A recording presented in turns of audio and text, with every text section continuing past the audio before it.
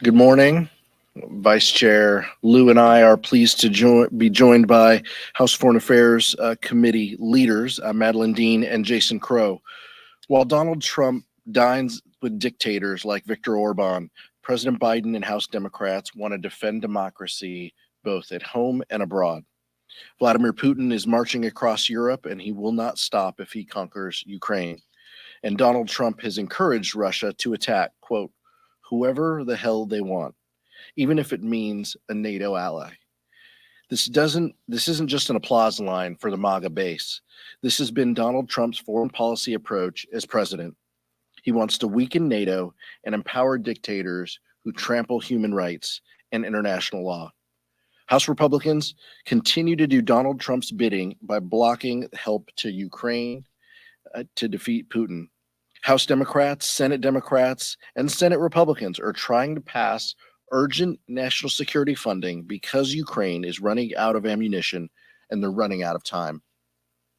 We have a straightforward path to deliver the aid Ukraine needs to fight back, and that's by passing the Senate's National Security Supplemental without delay. House Republicans have a choice: stand with us to ensure America remains a leader of the free world, or stand with Vladimir Putin. Vice Chair Ted Lieu. Thank you, Chairman Aguilar. Last Thursday, President Biden gave a commanding State of the Union address. He was strong, he was agile, he delivered a vision for America focused on lowering costs, protecting national security, protecting Social Security and Medicare. At some points, he also stuttered. And that's because President Biden has had a lifelong issue with stuttering from when he was a child. Donald Trump this weekend made fun of President Biden's stutter. Donald Trump has made fun of people with disabilities. He had a record of doing that. Donald Trump is an embarrassment to the United States of America, and Trump should apologize to everyone who stutters and every family member that has a member who stutters. We also saw that President Biden has delivered a budget to Congress, and this budget lowers costs, it reduces the deficit, and it protects Social Security and Medicare. That's in contrast to Donald Trump's budgets when he submitted as president that cut Social Security and Medicare. And just this weekend, Donald Trump said again that there's a lot you can do on entitlements, including cutting Social Security and Medicare. President Biden and Democrats will defend Social Security and Medicare and protect them from being cut. And now it's my great honor to introduce my colleague who I serve with on the House Foreign Affairs Committee and the House Judiciary Committee, the great Madeline Dean from Pennsylvania. Very generous, thank you. I'm delighted to be here with all of you today to raise the urgency about our support for Ukraine. I'm Madeline Dean. I serve the 4th Congressional District of Pennsylvania, which is suburban Philadelphia, home to one of the largest Ukrainian American communities in our country. And for more than 2 years, and really for the 8 years before that, I listened to my neighbors grieve as their homeland suffers incredible losses. In the 747 days since Putin began this war, more than 10,000 civilian Ukrainians have died, and 25,000 Ukrainian soldiers have been killed. It is Putin's campaign of relentless carnage and war crimes. And still they fight for their freedom. They fight for democracy. They fight for Ukraine and the future of Europe. It is a future that rejects Putin's brutal land-taking agenda, Georgia in 2008, Crimea in 2014, and now more of Ukraine's sovereign land for the last 2 years. We must ask ourselves, when and where will the Russian invasion stop? Because Putin seems cruelly focused on rebuilding the Soviet Union, brazenly threatening the democratic will of European nations. We mustn't forget we are all connected. What happens to our European allies matters. What happens there happens to us, to our own national security, to our own economy, to our very democracy. We must fulfill our duty as the indispensable nation. We cannot stand by. We must stand committed to our allies, united in democracy. For 2 years, the United States, President Biden has fulfilled that promise, leading more than 50 nations in supporting and supplying Ukraine with the resources it needs to protect its people, its land, and its sovereignty.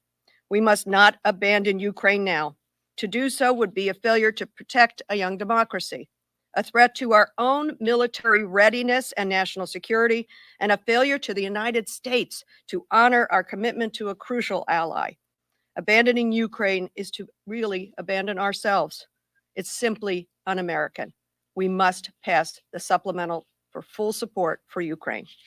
And now I have the pleasure of yielding to my colleague on the Foreign Affairs Committee, Jason Crow. Good morning. I'm Jason Crow from Colorado. I want to thank Chairman Aguilar, Vice Chair Lieu, and Madeleine Dean for your leadership and support. There are moments in history that will dictate the course of events for generations to come, that we'll look back on and ask, what did we do or what did we not do? We are at one of those moments. It is time to pass the National Security Supplemental to support Ukraine and support America's national security. I want to be very clear that this bill is not charity. This bill is in America's national security and economic interest. For less than 5% of what we normally spend on our defense budget, this bill will do a number of things. First, it will stop Vladimir Putin in his tracks and prevent him from rolling through Europe. Europe is America's largest trading partner. Our economy, our businesses, and American workers rely on a stable, free, and prosperous Europe. It's in our economic self-interest to ensure that that remains the case. Number two, it'll ensure stable food prices and food supply.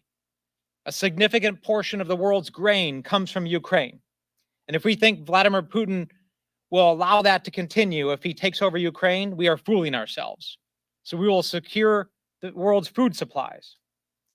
Number three, we have 100,000 US troops and their families living in Europe. And we have to protect those troops, those families, and our NATO partners. We must pass this bill. It makes sense. It will help secure our military, our national security, our economy, and we have to do it now. Ukraine is not running out of courage and bravery. Ukraine is running out of ammunition. Let's get this done. Well said. Thanks, Jason, and thanks, Madeleine. Questions? Process, I guess you have a discharge position. It seems like Fitzpatrick might be altering his to get more Democratic support. What's the process? Look, the process for getting this done is the fastest way is for the speaker to put this on the floor. This has the National Security Supplemental that passed in the Senate, bipartisan support, Democrats and Republicans. To put that on the president's desk, we need to pass the Senate version. Rosa DeLauro, Jim McGovern went to the floor, I believe an hour ago, to turn our discharge on. So it is now live, so we can collect signatures for the National Security Supplemental. Rosa DeLauro has indicated that she will, that will be the Senate language. So what we are asking our colleagues, Democrats and Republicans, is to sign the discharge petition that will bring to the floor the Senate National Security bipartisan supplemental. That is the fastest and easiest way to solve this issue, to provide the relief that Jason Crow discussed. Anything else, Eric? Well, I'm just wondering, is there any path forward with Fitzpatrick? Look, I think Leader Scalise spoke about this as well, I think, in public. I don't think that there's a lot of Republican support for the Fitzpatrick discharge. As I said previously, these are well-meaning, members, but we disagree that that is the right solution. A solution that does not include, and judging it based on what is in it today, does not have humanitarian support. And we know that there are ongoing discussions, but under any scenario, that that bill, that discharge, would force a vote on something that still has to go to the U.S. Senate. And that could take weeks or months to deliver the critical aid that's necessary. Michael. Thank you, Chairman. Since there's a surplus of foreign affairs, Democrats here, I'm out of my league here. There's 3 of them behind me, so just any of you, I want to ask about Haiti. The foreign Prime Minister announced that he will resign after a transition period. And yesterday, Congressman Mike Collins from Georgia reposted a picture of the chaos going on in Haiti. He quoted, "Looks like a shithole country to me," harkening back to Trump's 2018 comment. I just want to get your thoughts on that type of language. I want to get your thoughts on the Prime Minister announcing his resignation and how Haiti fits into this broader conversation that we're having about foreign policy. Jason Crow. Yeah, thank you. Obviously, I couldn't disagree more with the disparaging comments of some of our Republican colleagues on the people of Haiti, who are people who deserve rights and dignity and freedom and prosperity, just like people do everywhere throughout the world. And this is our backyard. This is the Western Hemisphere. We cannot ignore this. There are moral reasons why we need to support the people of Haiti for the reasons I described. They deserve dignity and rights and prosperity. But we also have our own reasons to support it as well. If Haiti continues to dissolve, we are going to see an influx of people escaping the island and coming here for refuge that we're going to have to deal with, right? So it is actually economically more efficient and better for the American people to make investments and to help stabilize Haiti and get them on a better path in Haiti than to deal with a refugee influx, which is why it's important that we engage. And I appreciate the Biden administration dedicating over $100 million. This is a perfect example where the international community has stepped up. Kenya has dedicated 1,000 troops and has already trained those troops. We've vetted 400 of them. That MSS, that security force, is actually close to deployment. What needs to happen now is we need to fulfill our commitment to help fund that, to help provide equipment for that, and also to help transport that MSS. Those are the commitments we have made to help create more stability. And I do think it was a good sign that Prime Minister Henry has agreed to step down. I think that's positive. That's certainly what the administration has been pushing for, and that opens up space for a better on-ramp towards a kind of a resolution for all the parties involved. So that I think we're moving in the right direction, but we have to move fast. One thing I will say is that Republicans are actually holding, they put a hold on a significant amount of the money that we have dedicated for the MSS. They must release that hold. If they don't release that hold, we are losing valuable time. And again, what we'll see is an influx of refugees that we'll have to ultimately deal with. So if they want to help us prevent that, they will release that hold. Would you tell me which member of Congress paraphrased what we know the former president once said? Collins of Georgia. I echo everything that Jason Crow just said. We had a briefing, Republicans and Democrats, last week about the situation in Haiti. And that kind of a comment displays the extraordinary contrast between how Democrats take a look at foreign affairs, the global affairs, people suffering from criminality, corruption, gang violence, versus those who just want to demean those who are suffering these things. So I do think it was a positive step that Henri stepped down, and that there will be, we hope, and there's global support for this, there will be new leadership that will separate the gangs from leading this country. And we as America, as a nearby neighbor, have an important role to play. I echo also what Mr. Crow said about releasing the funds. It is irresponsible that the Republicans are holding up that support. Question, Nick. Going back to the Fitzpatrick bill, we talked about the foreign aid part, but what about the immigration sections of that? Would something like the Remain in Mexico part of that be a non-starter for others in the caucus? Well, I think that there would be concerns based on what Mexico has indicated. I think it would be impractical to actually, implement that policy now. Mexico has said that they will not implement that policy. But look, I think the important piece here is when it comes to border security and immigration reform, Republicans walked away from this. That's what they did. The former president told them that he would rather have the issue than the solution, and they walked away with it. And poor Jim Langford is standing there having negotiated something and then has to vote against what he negotiated with for one reason and one reason only, not because it's bad policy, but because the former president told him to.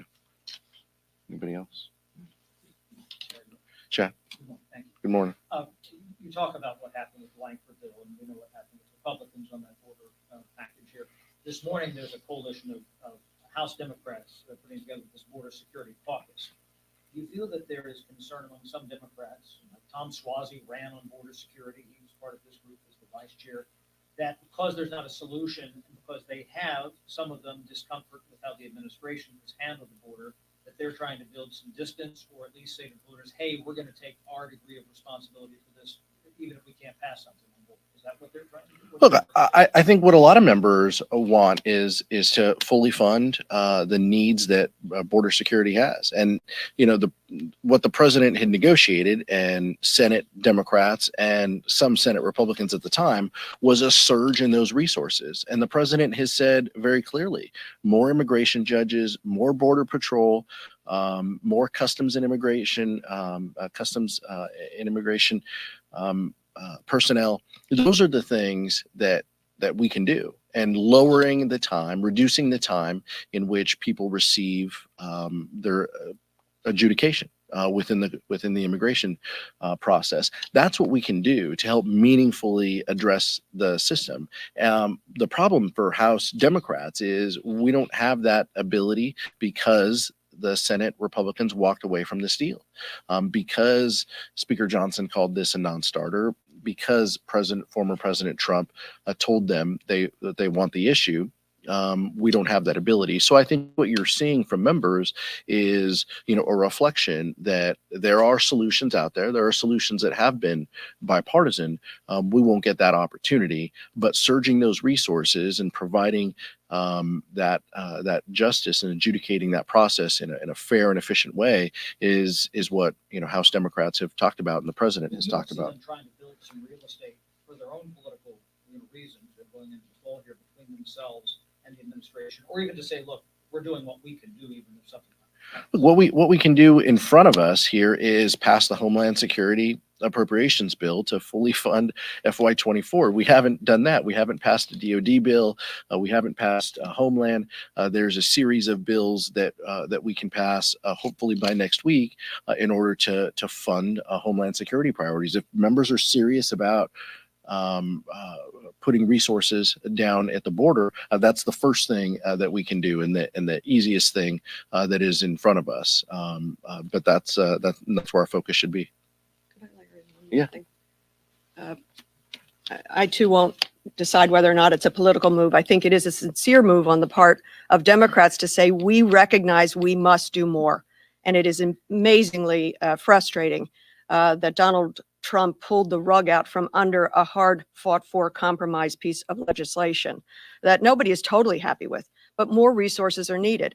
The only thing I wanted to layer in there is if Republicans are really serious about doing something about fentanyl coming into this country, poisoning our children, 110,000 people die each year from overdose, or sometimes I call it just straight poisoning. 70% of that is fentanyl related. If Republicans really want to start saving lives, flood the resources to the border. Right now, we scan only about 2% of that which is coming in, and cargo is going uninspected. We have the ability to do it. We just don't have the will to put the dollars toward it because the Republicans are sitting on their hands as our children die. Thank you. I wanted to ask you about this TikTok bill that's going to come to the floor tomorrow. That wouldn't ban TikTok, but if ByteDance doesn't divest it, then TikTok would have to shut down in the U.S. in September. Do you think that this will pass with most votes of your caucus? And then also, TikTok CEO is in town today. Are any of you meeting with him here? I don't have a meeting scheduled. I'll let the members speak for themselves. I think a strong 50-0 vote is indicative of where the House of Representatives is. We talked briefly. Ranking Member Pallone presented this bill and also the data mining bill that should be on the floor next week as well. He presented both bills that passed out of committee, both on roll call votes, 50-0. So he presented those this morning. We're encouraging members to go to the classified 1 p.m. briefing. It's clear that some of the material that members on the House Energy and Commerce Committee heard helped formulate their positions and opinions on this issue. All members should have the ability to benefit from that information, and that's why we're encouraging members to go. I'll withhold comments until I have the briefing myself. Thank you. So there's been a lot of talk about the president's use of the term illegal to describe the suspected murder of Lake and Riley. Olivia Dalton came out this week and said that he did not apologize. He used a different word. And some of your colleagues have been critical of President Biden's use of that word. I was curious if you think the president should apologize and if you have an issue with the term illegal immigrant. It's not a word that I use. But it's also a word that is in statute many times. So my belief, and I think most members choose not to use it. We think it's a demeaning term. The president said he wished he would have said undocumented. That's it. Case is closed. It's fine. The president gave an amazing speech, 68 minutes. With high energy, and that was one small back and forth with a member who was, shouting at him from the floor. So I don't put any more stock in it than what it is. The president said that his preferred term, and I'm willing to move on, and I think a lot of members are too. Just going back to the TikTok bill for a moment, some members, Democrats and Republicans, have raised some concerns about targeting one specific company, whether that would stand up to legal scrutiny, whether that's just appropriate for Congress to do in general. What's your view on that? Do you have any concerns about targeting one company? Look, I mean, I'm concerned about misinformation and disinformation across social media platforms. That's something that continues to be left over from my January 6th days of information that we gathered along the way. I think there are national security imperatives that are in front of us related to this company that has foreign ownership. I'll wait to go to the briefing before we comment more, but I think that's kind of where a lot of members are at this point. Does anybody else want to help me out here? I'll say something. Yeah, this is not about targeting a company, and this effort is not about a broader addressing of the impact of social media on our society, the impact of algorithms. That's a larger discussion. As a parent of young children, I have my own struggles with social media and the impact of algorithm, but that's not what we're dealing with here. What we're dealing with here is very specific concerns about the structure of this company and its relationship with the Chinese government and the Chinese Communist Party. And as a member of the Intelligence Committee, those are concerns that I share. You spoke a little bit about different ways that Republicans could be addressing border security and how they seem to be dragging your thing a little bit. There's a resolution coming to the floor today about condemning the Biden administration's immigration policies. How are Democrats feeling about that resolution? And do you think that this is helping or hurting the situation in the long run? But I think this is just another example of Republicans wanting the issue more than the solution. Passing senses of Congress and resolutions isn't going to solve it. Actually putting resources in and working in a bipartisan way to solve the issue is the only way that it's going to work. I've spent a lot of time on this issue, in general, in prior Congresses. The only way border security and immigration reform gets done is in a bipartisan process. So using resolutions and time and time again, this is a redo of resolutions that they've done in the past. But that's kind of par for for what this group does. They can't pass a lot of laws, so they're gonna pass some things that make them feel good. Thank you, guys. Thank you. Thank you.